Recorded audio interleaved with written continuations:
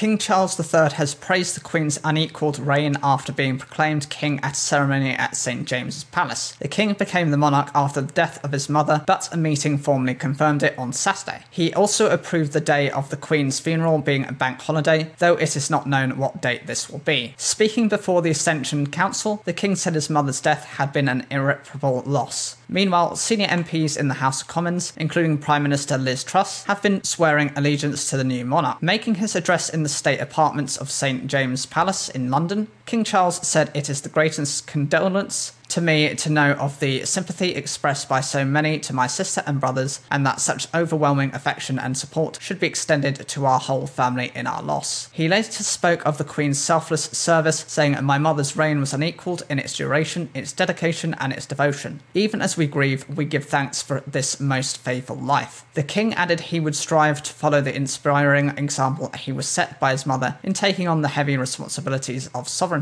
It is the first time the historic ceremony, which dates back centuries, has been televised. The king himself was not present for the first part of the meeting when he was proclaimed monarch by the Ascension Council, made up of senior politicians, judges and officials. Clerk of the Privy Council Richard Tilbrook proclaimed King Charles head of the Commonwealth, defender of the faith, before declaring "God save the King." The packed room included all of the 6 living former British Prime Ministers, repeated the phrase. The proclamation was then read out on a balcony above Friar Court in St James's Palace. The new king paid warm tribute to his mother, but this was the point when Charles began to look forward to his own reign. Before the Ascension Council's ranks of senior politicians and public figures, King Charles dedicated the rest of his life to serving as monarch. It was a mix of ritual, ornate language and constitutional practicality. Charles is now the head of state, and here was the seamless and symbolic transfer from one reign to the next, with oaths and signatures. The inkpot used has been given to him by his sons, Prince William and Prince Harry. The announcement also confirmed that the day of the Queen's state funeral would be a public bank holiday. But here was the king publicly shouldering his new responsibilities, promising to follow in the Queen's example. It was the choreography of continuity. Just before the ceremony inside, hundreds of people were allowed through from the mall into the palace's outdoor Friary Court to witness the proclamation up on the balcony. They brought their babies and children and carried bunches of flowers. Some brought their dogs on a walk, diverted to witness the moment. After the state trumpeters played at fanfare, the Privy Councillors who had left the ceremony and gathered outside raised their voices to say "God save the King." Cheers of hip-hop hooray were heard coming from people lining the roads, both sides of the palace, and ceremonial guns fired close to nearby Green Park. As senior figures from politics past and present filed away, senior Labour MP Harriet Harman described the ceremony inside as solemn, both because of the death of the Queen and the weight of the occasion for the new king. On Saturday afternoon, senior MPs took the oath or affirmed in the House of Commons. Taking her oath, the Prime Minister said, "I swear by Almighty God that I will be faithful and bear true allegiance to His Majesty King Charles, his heirs and successors, according to law, so help me God."